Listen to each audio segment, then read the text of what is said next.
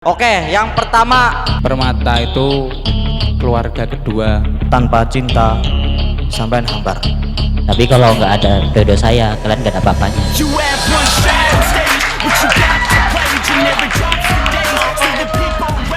Sesi selanjutnya yakni sesi pertanyaan. Anjas. Nah, jadi untuk para hadirin, hadiratnya nggak ada. Untuk yang mau bertanya kepada tiga leader kita ini, tiga pemimpin kita ini, monggo. Perkenalkan, nama saya Angga Haryo Pringgonegoro dari Pekalongan. Menjabat, jabatan. Jabatan Ketua Sketsa. Tepuk tangan, tepuk tangan.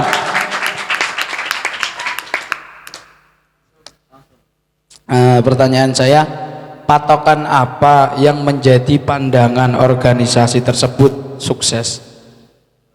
Dimengerti? Ya. Terima kasih. Kepada siapa ini? Tanya. Bebas. Bebas Semuanya. bebas. Ya. Kalau patokan saya ngelihat ke organisasi yang lain, organisasi kayak Oskem, Syahda. Kalau mereka bisa sukses, kenapa saya nggak bisa sukses? Kalau mereka bisa, kenapa saya nggak bisa? Kalau mereka bisa memenangkan hitobah, kenapa Tausus nggak bisa? Kan gitu. Jadi intinya berani mencoba, takut gagal nggak apa-apa, yang penting berani mencoba. Dari saya ya, simple aja. Juara satu hitobah. Assalamualaikum warahmatullahi wabarakatuh.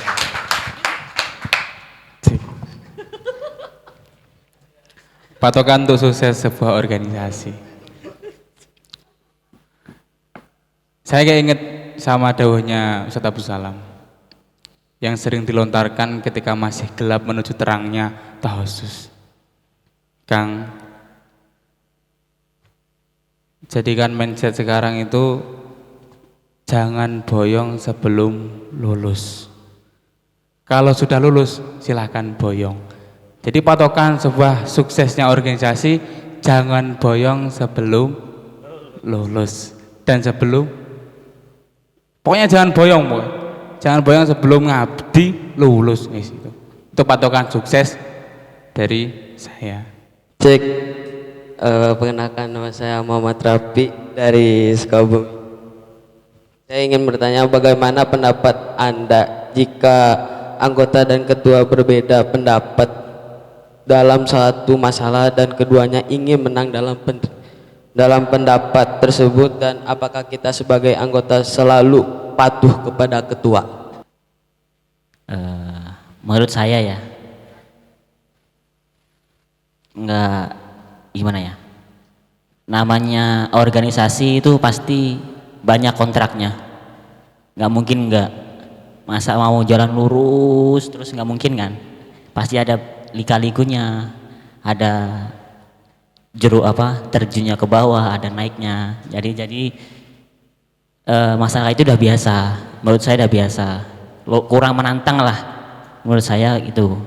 Nah, cuman mengatasinya tuh gimana ya, musyawarah, kumpul. Jadi dari kumpul itu pasti nanti ada suatu masalah yang terpecahkan. Kalau cuman diem-dieman aja, ini soalnya pernah saya sama Mas Ipang pernah, dulu kami diem-dieman terus, nggak bakal selesai kalau diem, makanya ada kumpul lah, ngumpul terus dibicarain masalahnya apa. Nah, dari situlah hatinya lega. Nanti kan pasti ada salah satu yang mengalah. Nah, timbullah pikiran-pikiran baru gitu. Jadi dari intinya itu kumpul, musyawarah bareng, ada masalah apa, dia masalah apa, dibicarain. Jadi jangan saling diem. Kalau ada kayak nggak satu pendapat, diem, nggak bakal selesai kan. Sekian dari saya. Udah itu aja. Apapun pendapat ketua, apapun pendapat anggota, kalau kita jabatannya sebagai anggota, kalau kita jabatannya sebagai ketua, kita harus tahu susunannya, mana yang ketua, mana yang anggota. Kalau kita sebagai anggota, walaupun apa yang kita aturkan atau lontarkan lebih kuat, itu keputusan tetap di ketua. Jadi jangan nyerah walaupun pendapat kita baik tapi nggak diterima oleh ketua. Ya emang bukan ranah kita sebagai anggota yang menghaknya ada perselisihan tadi. Tetap apapun yang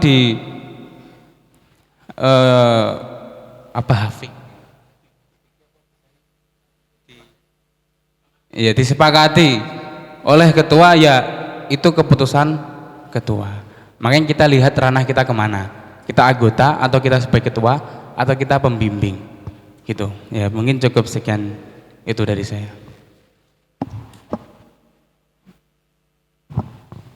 Tak tanggapi ini, tak tanggapi ora? Ora usah.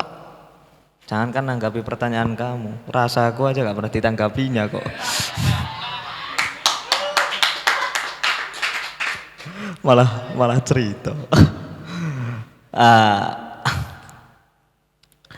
Saya itu gini, ibaratkan ketua ya, kalian satu umuran, bahkan lebih senior sampean. Saya pernah mengetuai orang-orang yang lebih senior daripada saya di Departemen Takwa. Seriusan ini, lebih senior saya, lebih senior anak-anak saya, lebih tua anggota saya di pondok khususnya, lebih berpendidikan anggota-anggota saya. Saya itu ada pandangan seperti ini. Ini dari Ustadz saya, Ustadz Alfi. Pandangan beliau seperti ini. Ketika sampai jadi ketua, ini khusus untuk ketuanya. Ketika sampai jadi ketua, tidak bisa melakukan kelebihan dari semua anggotanya. Lakukan salah satu kelebihan yang tidak dipunyai oleh anggotanya. Ini dari ketua, untuk ketua ini. Dan itu kelebihan saya ada. Kelebihan saya di posisi jabatan itu tadi. Kalau misalkan saya sudah tidak punya bakat lainnya ini, kelebihan saya di posisi jabatan itu tadi. Udah itu yang paling mentok. Gitu. Untuk yang anggotanya, gini, saya tidak memungkiri pendapat anggota mesti yang terbaik. Dulu juga saya mendapatkan inovasi-inovasi dari semua imkan outcome dari pemasukan pengeluaran, kebanyakan dari pendapat anggota rata-rata. Dan itu juga saya saring, saya cerna, wah ada masuknya juga ada. Ini pintu untuk anggota tetap menyuarakan pendapat dengan logika. Suarakan pendapat sampean dengan logika terus. Sampai ketua sampean itu gelagapan yang mau menanggapi.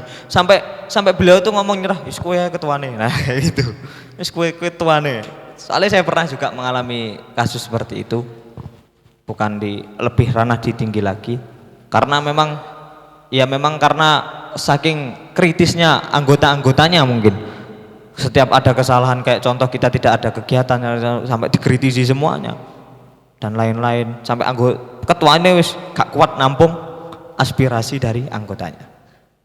Solusinya seperti ini, yang ketua tempatkan sebagai ketuanya, kata Ustadz Rahmat tadi, yang anggota tempatkan sebagai anggotanya.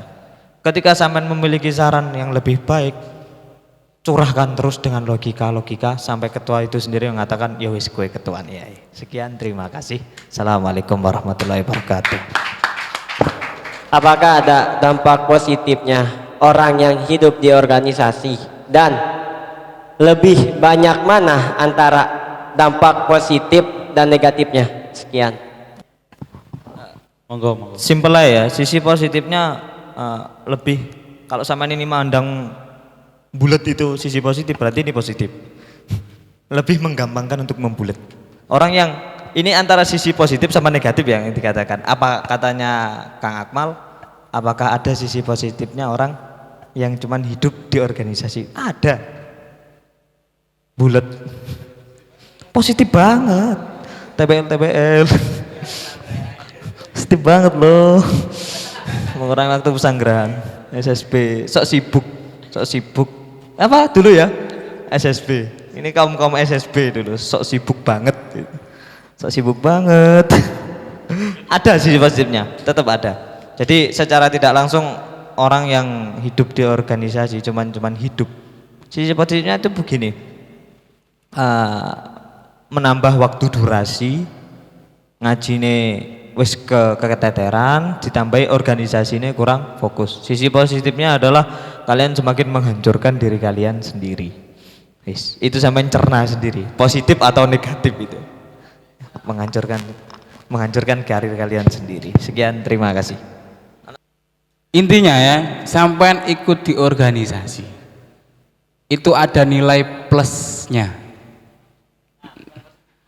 Nilai plusnya. Kalau dampak positif, dampak negatif itu dari kalian sendiri, oke? Jadi kalian ikut organisasi, itu ada nilai plusnya. Plusnya di mana? Sampean tahu, sampean bisa merasakan keluarga kecil di pondok. Yang kedua, kita saling bisa mengenal satu sama lain. Bisa tahu kelebihan satu sama lain, kekurangan satu sama lain. Itu nilai plusnya di situ. Kita juga bisa mengembangkan bakat-bakat kita di organisasi. Itu nilai plusnya di situ. Kalau melihat dampak positif dan negatif itu dari kalian sendiri menilainya. Ya mungkin cukup sekian dari saya. Dilanjut Mas Iben. Cek. Jadi menurut saya kalau positif itu pasti ada lah. Namanya ikut organisasi itu pasti ada yang gimana ya, nakal itu pasti ada, nggak mungkin gak nakal. Dan negatifnya balik ke diri sampean sendiri. Jadi kalau udah dilantik tapi di dalamnya cuman nggak bergerak, cuman diam-diam aja, ya hukum karma itu pasti ada. Gitu aja lah menurut saya. Saya mau menambahin bentar ya, jelaskan gini loh. Yang dimaksud dengan hidup di organisasi sama menghidup-hidupi organisasi itu seperti apa? Gamblangannya itu biar gampang. Contoh seperti ini. Orang yang hidup di organisasi adalah ketika kegiatan aktif semuanya masuk ke kantor Permata. Orang yang hidup di organisasi. Ini bukan saya mengatakan diri kalian, enggak. Ini saya juga mengatakan diri saya sendiri, diri kita bertiga. Benar tidak? Benar tidak? Benar. Ini mengatakan diri kita bertiga. Dulu saya pertama memang pas saya melaraskan semuanya, antara Mas Iben juga Mas Rama, melaraskan saja. Orang yang hidup di organisasi adalah ketika diumumkan kepada seluruh santri Tausus untuk berangkat ke pesanggeran sekarang juga. Gertak Permata rame. Wes, gak bisa dipungkiri, apalagi anak lama, alah, wes. Itu dulu. Habis gelap menuju dari gelap menuju itulah. Dan yang kedua, orang yang menghidup-hidupi organisasi itu seperti apa? Contoh orang yang menghidup-hidupi organisasi adalah saya pernah membuat event Muhotimin Fatul Qorib sepermata. Ya, siapa dulu yang ikut? Ya, iya kan? Di angkatan saya, Ubay juga ada, Bayu, semua. Ada yang gagal sampai akhir, ada yang gagal di pertengahan, bab dia udah. Nah, itu contoh untuk menghidup. Sisi positif aja lah yang kita lihat. Tujuan kita di organisasi apa, tujuan kita mondok itu apa, dah. Perkenalkan, nama saya Ahmad Rifai, menjabat sebagai Ketua KUAS. Pertanyaan saya untuk satu orang, terserah. Apa yang Anda rasakan ketika keluar dari organisasi dan terjun dalam kehidupan masyarakat atau ke kancah lebih luas gitu? Yang saya rasakan pertama adalah kangen. Kangen masa-masa ketika saya kumpul sama-sama anak organisasi. Tuh, yang saya rasakan. Efeknya apa ke masyarakat? Ya kita bisa tahu mengolah pikiran kita ke masyarakat. Kalau ke masyarakat kita sudah berbaur ke masyarakat, ke luas lah, ranah yang luas. Kalau ke pondok ya kita terbaur di ranah pesantren. Jadi untuk di luar itu kita lebih harusnya menjaga akhlak dan adab. Tuh. Kalau kita kumpul sama kita sendiri, nah itu bebas. Tapi kalau kita sudah terjun ke masyarakat, yang dinilai adalah akhlak dan adab. Nah, mungkin dari saya segitu. Namanya orang yang ada organisasi sama enggak itu penampilannya berbeda, cara berpikirnya berbeda. Jadi pasti nanti seperti ya Kang Gibran, Kang Izi di sana pasti ntar gimana ya? Biarpun kita di sini nggak mengambil banyak pelajaran, insya Allah ilmunya mengalir sampai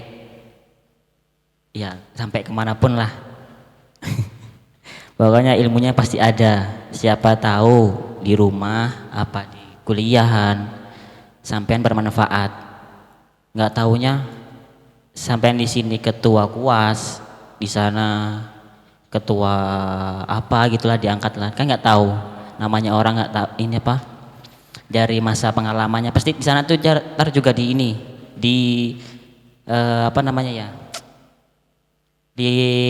tes lah, bukan di tes, kelihatan dari pengalamannya. Masih berbaurnya tuh ada rasa pengen ikut tampil dalam acara tersebut. Misalnya ada acara, pasti ada organisasi, sebelumnya ada organisasi, pasti ikut dalam acara tersebut. Nah dari situlah kelihatan, ini orangnya rajin. Tak tanya dulu. Sebelumnya dulu pernah jabat organisasi, pernah Permata kan gitu. Di mana itu? Di pondok. Wah nanti habis ini jadi ketua gini kan bisa. Jadinya dari basic kita di Permata itu nggak usah diragukan lagi. Pasti nanti bermanfaat bagi nusa dan bangsa tercinta ini. Sekian dari saya, terima kasih. Assalamualaikum warahmatullahi wabarakatuh. Perkenalkan, nama saya Ufi, nggak pakai lebih.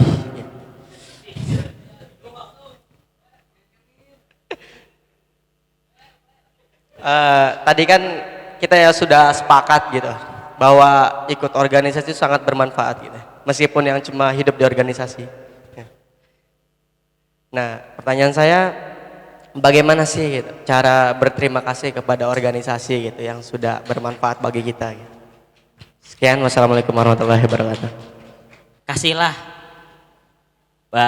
kayak gimana ya, menurut saya tuh kasih apa yang kalian punya. Semisal sampean pinter dalam dekorasi atau pinter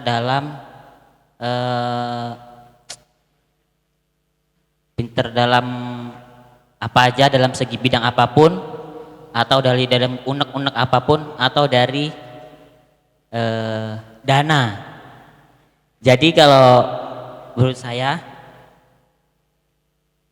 bikinlah sesuatu yang berbeda dari yang lain.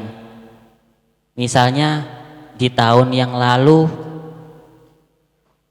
sudah mempunyai proyektor.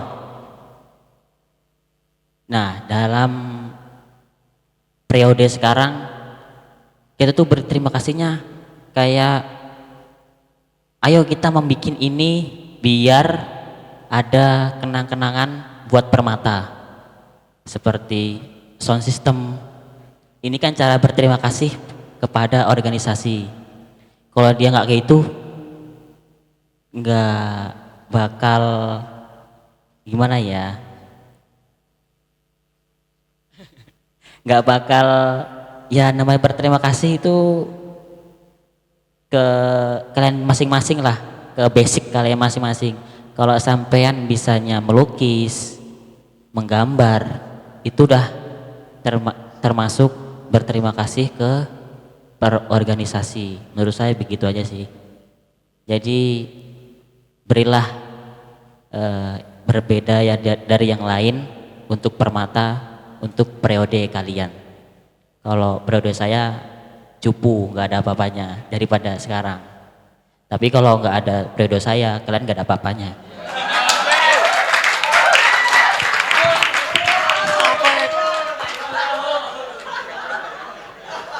Kalimat terakhirnya nggak mampu.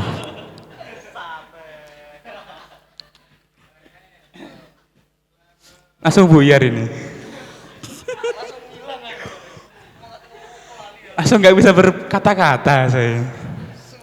Cara berterima kasih kepada apa mau? Organisasi.